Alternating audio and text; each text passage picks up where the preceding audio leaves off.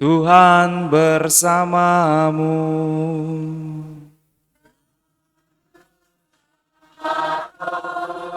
Inilah Injil suci menurut Matius.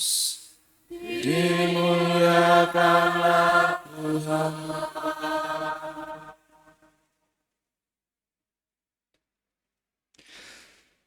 Sekali peristiwa bersabdalah Yesus, "Datanglah kepadaku, kalian semua yang letih lesu dan berbeban berat.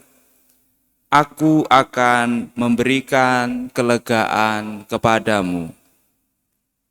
Pikulah kuk yang kupasang dan belajarlah padaku, sebab aku ini lemah lembut dan rendah hati. Maka hatimu akan mendapat ketenangan. Sebab enaklah kuk yang kupasang dan ringanlah bebanku."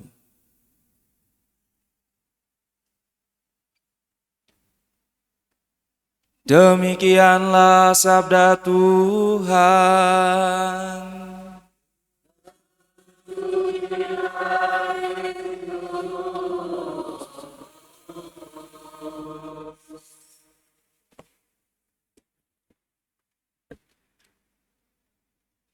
Terimalah bebanku dan belajarlah padaku, sebab aku lemah lembut dan rendah hati, maka hatimu akan tenang.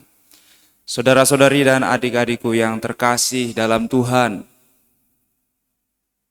dalam rekoleksi Krisma setelah saya menjelaskan bahwa sakramen dalam gereja itu seperti siklus hidup manusia. Manusia lahir, itulah dalam gereja sakramen baptis.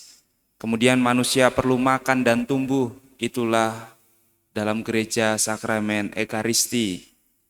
Dan dalam kehidupan manusia juga ada titik-titik di mana orang dinyatakan telah dewasa. Demikianlah dalam gereja ada sakramen Krisma. Ini yang disebut sebagai sakramen inisiasi ketika hal ini lahir, tumbuh, makan, dan dewasa. Dalam kehidupan setelah menjadi orang dewasa di mana relasi menjadi semakin kompleks dan rumit, disitulah hadir sakramen rekonsiliasi untuk memperbaiki relasi-relasi kita manusia. Anak kecil biasanya tidak ada itu konflik-konflik, pun kalau marah tidak dibawa ke dalam hati. Hanya orang dewasa yang kalau konflik itu dibawa bukan hanya di mulut tetapi sampai ke hati, kalau bisa sampai enggak keluar lagi itu udah disimpan dalam hati. Kemudian setelah menjalin relasi, sudah hidup dalam masyarakat, juga sudah hidup dalam gereja, kemudian sampailah pada pilihan hidup untuk melayani, bisa dalam hidup berkeluarga maupun hidup secara tidak menikah demi kerajaan Allah. Dan pada akhirnya sampai kepada saat-saat akhir hidup manusia, itulah sakramen pengurapan orang sakit.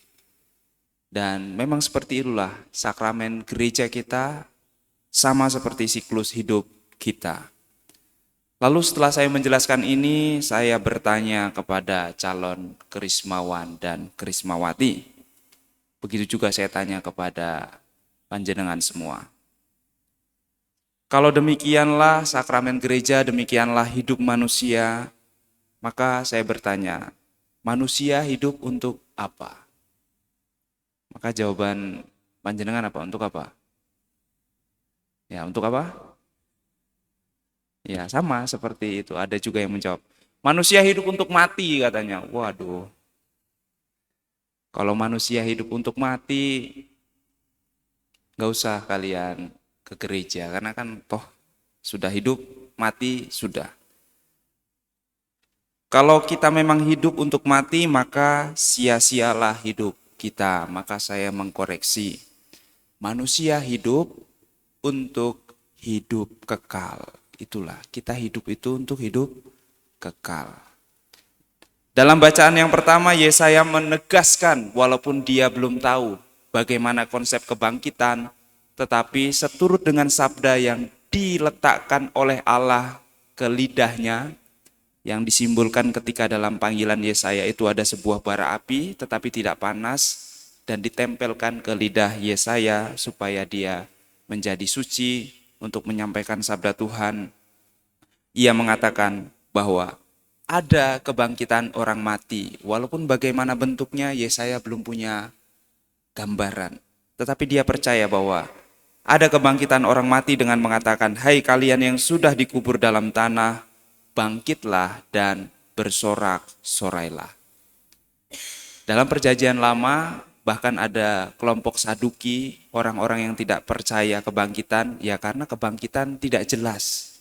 Dan tidak ada orang yang pernah bangkit sebelum Yesus. Maka kita bisa mengerti kebangkitan karena ada Yesus.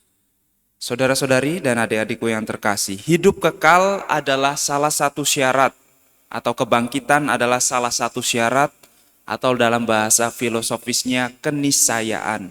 Keniscayaan itu adalah hal yang harus ada.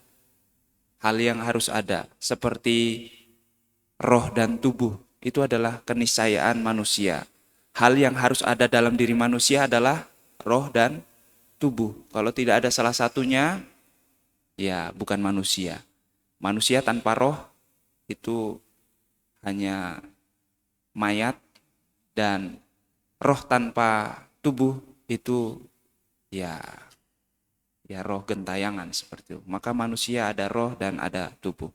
Maka hidup kekal adalah suatu keniscayaan untuk apa? Untuk bisa bertahan dalam penderitaan. Kalau tidak ada kehidupan kekal, maka sia-sialah kita bertahan dalam penderitaan di dunia ini. Maka hidup kekal adalah sebuah keniscayaan yang harus ada supaya hidup kita di dunia ini menjadi bermakna. Karena apa? Karena hidup kekal, penderitaan yang kita jalani di dunia ini tidak ada seujung kukunya pun dengan kehidupan kekal itu. Penderitaan di dunia tidak setimpal, tidak sebanding seujung kuku pun dengan kehidupan kekal yang akan kita terima. Maka Tuhan Yesus dalam Injil hari ini berkata, "Pikullah beban hidup bersamaku, pikulah kuk ini." Bukan hanya kuknya yang diambil, tetapi seluruh cara Yesus memikul kuk itu. Maka dalam menghadapi tantangan, pikulah beban hidup itu bersama Tuhan, dengan cara pandang Tuhan, dengan disposisi batin Tuhan sendiri. Maka kita bisa bertahan. Dan bagaimanakah caranya itu? Pikulah semua beban yang kita miliki itu dengan lemah lembut dan rendah hati. Maka kita akan memiliki ketenangan hidup. Karena yang saya refleksikan, yang membuat beban hidup kita berat ialah kekerasan hati dan ketinggian hati kita yang tidak bisa menerima dengan lapang dada. Mosok saya Romo harus ini, harus itu. Mosok saya kepala keluarga harus nyuci piring sendiri, nyuci baju sendiri, udah cari. Nah, kalau kita tidak punya kerendahan hati dan kelembutan hati, beban yang sebenarnya ringan pun bisa menjadi berat. Tetapi kalau kita punya kerendahan hati dan kelembutan hati, beban yang berat sekalipun bisa menjadi ringan. Maka mari kita satukan seluruh salib kita bersama Yesus dan kita belajar memikulnya dengan cara Yesus, dengan disposisi batin Yesus, dan bersama dengan Tuhan kita Yesus. Semoga Tuhan memberkati kita.